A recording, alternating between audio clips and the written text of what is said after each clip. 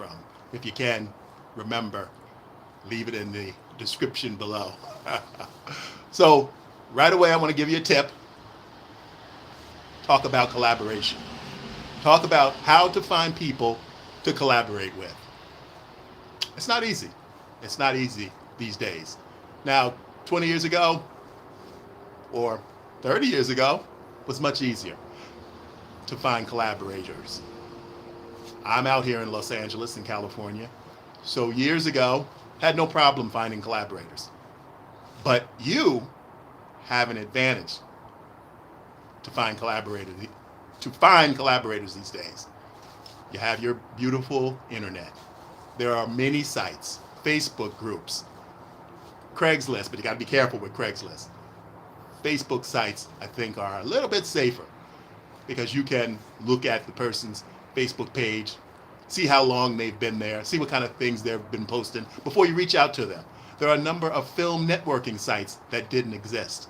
So my tip this evening is collaboration. Don't sit at home alone thinking about projects you want to do, and maybe you don't have funding. Maybe you have equipment. Maybe you have ideas. Maybe you've written scripts, but you would like to collaborate with people. A lot of filmmakers are loners. That's the bottom line. A lot of writers are loners. A lot of actors are loners. But you need to get over that. You need to reach out, expand your network of people, and start to collaborate. You want to talk to people. You want to meet them. Again, like I said, for instance, let's use Facebook groups as an example. About 3 years ago, I was in Georgia, and I was working a production job, and I was also going out on auditions. I had a great agent out there. And I also collaborated, excuse the train coming by. Let's wait till that. There we go. And I also worked with a number of collaborators on some projects that I did for my company that I worked for. So I was able to find collaborators, people who were interested in collaborating, and they would get something out of it. You're not just trying to get collaborators just to use people. That's the wrong mindset. What I do when I reach out to people who are interested in collaborating, I ask them, what are your long-term goals? What would you like to achieve if we decide to collaborate together? Sometimes they say they want to write. Sometimes they say they want to direct. Sometimes they want to operate camera. Sometimes they want to produce. And then you help them on the project that you need collaboration with to do those roles, to fulfill those roles. And you truly collaborate. That's the best way to work with people in a film environment when you don't have a lot of money to put out. A lot of us, when we started, we wanted to get involved in film or, nowadays, streaming, and you want people to work with.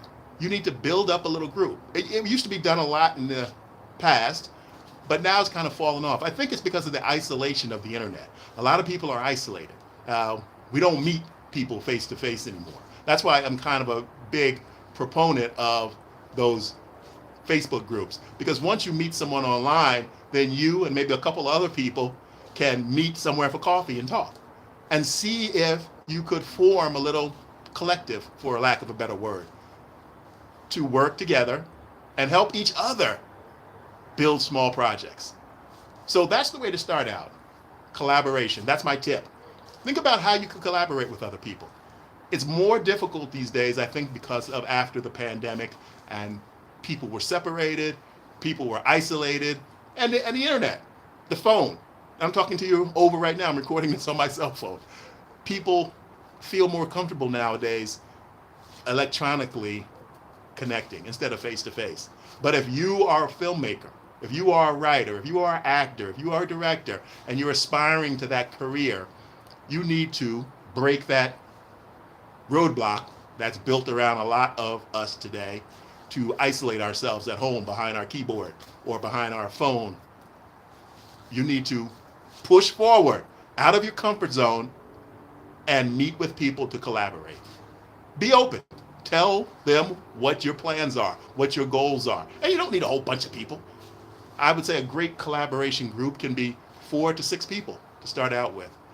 And each one could have a project that they want to work on, maybe a short film. And you all agree to work together.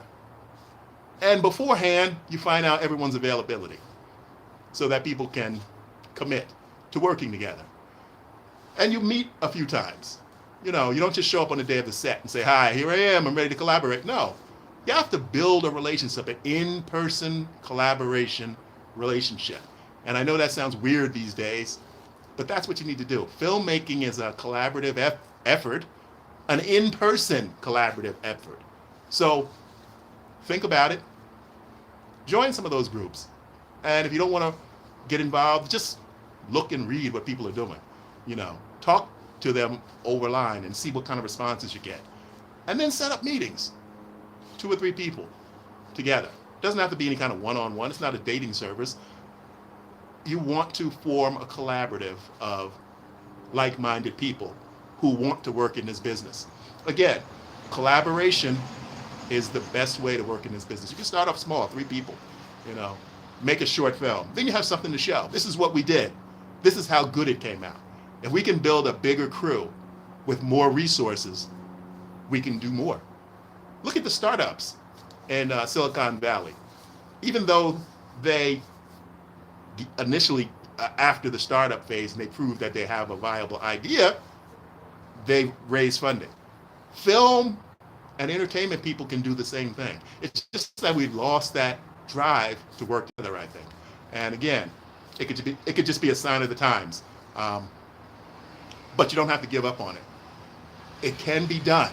And that's the way that you, as an individual in this modern day, with all the resources you have, the internet you have, the ways to connect with people, you can build relationships that can be offline, that can be real relationships, and work together to collaborate to produce projects. So think about that. That's my tip. Try to figure out how to collaborate with people, not just online. You have to meet offline, because when you're making the production, you're going to be offline. You're going to be in person. So you have to meet in person to see if you like working together, to see if you like each other, to see if there's a connection.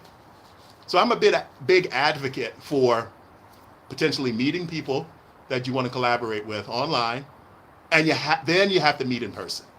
You have to meet in person. You can't get past that.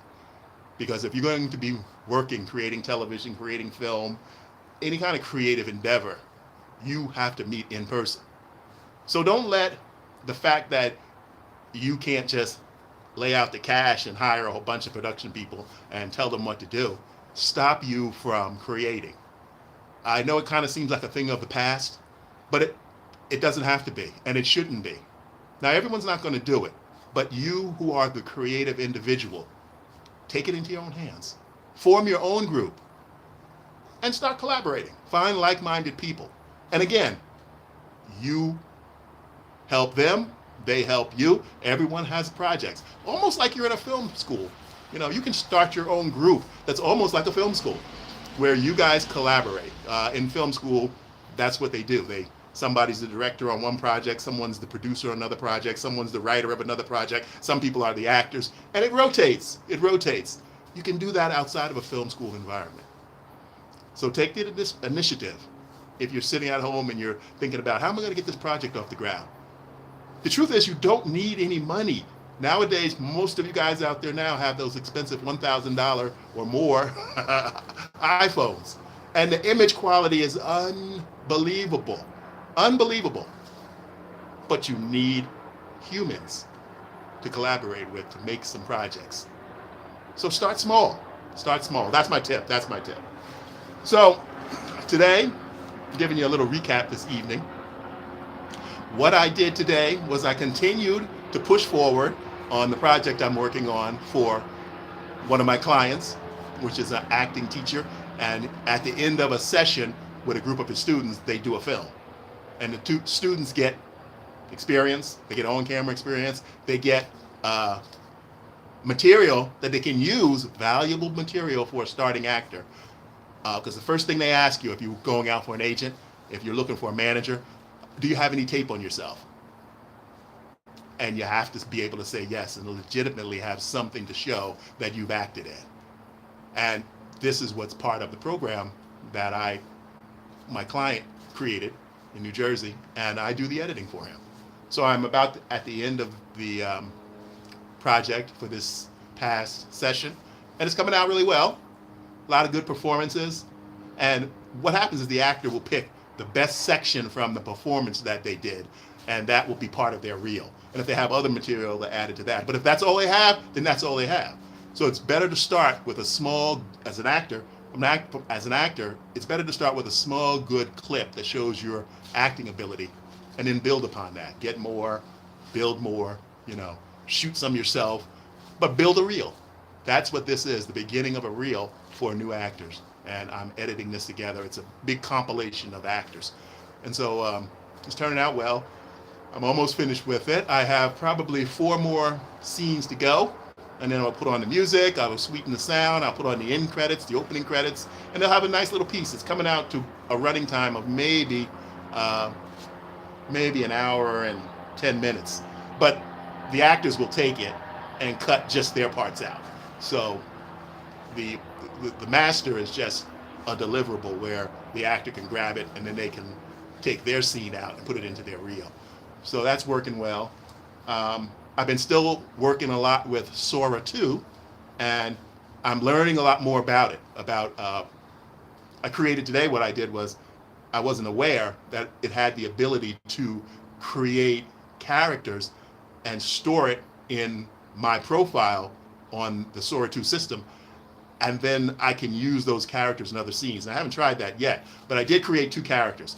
I did store 2 characters, my 2 principal characters, Tammy and Tessa.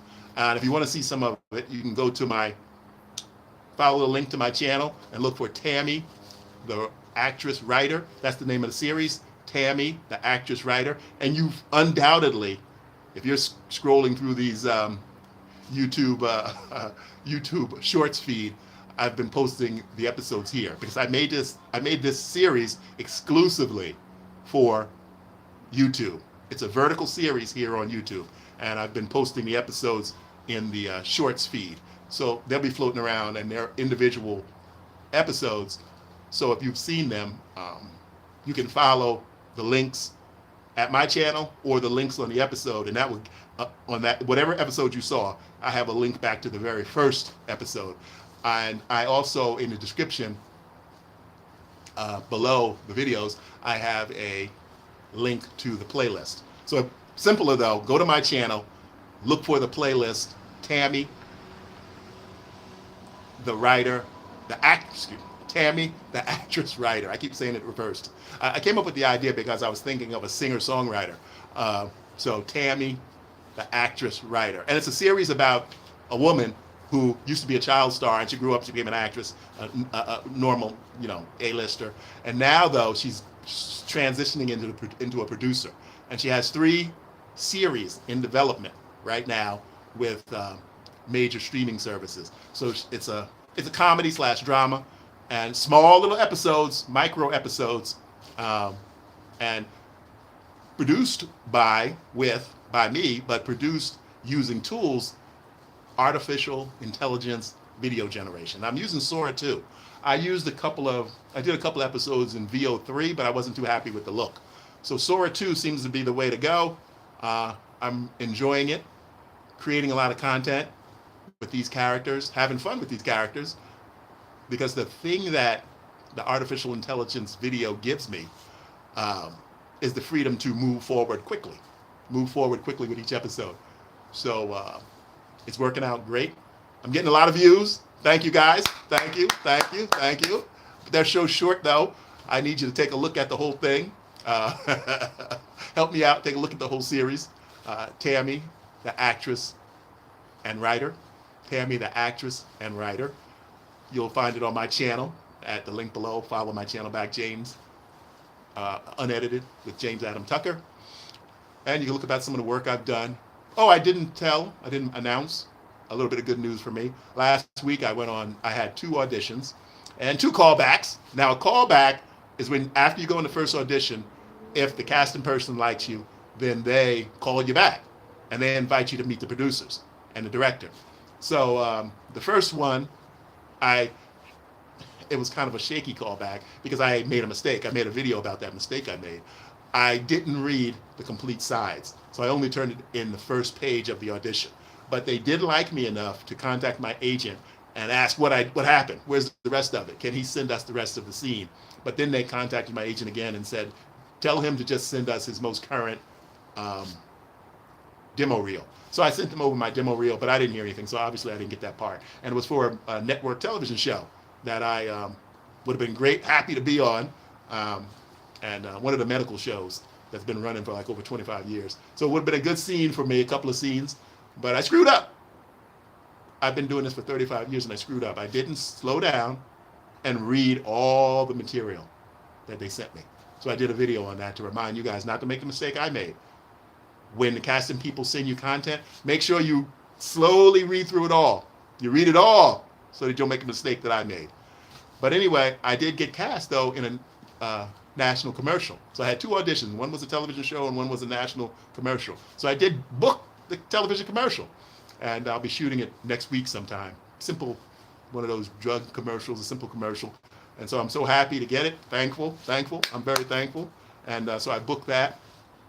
And so the great thing about when you book stuff, your representatives remember you more. And so when something pops up that is your type, that you fit, you're at the top of their mind. So they send you out. So that was good. So tomorrow I'm going to continue editing on the student project.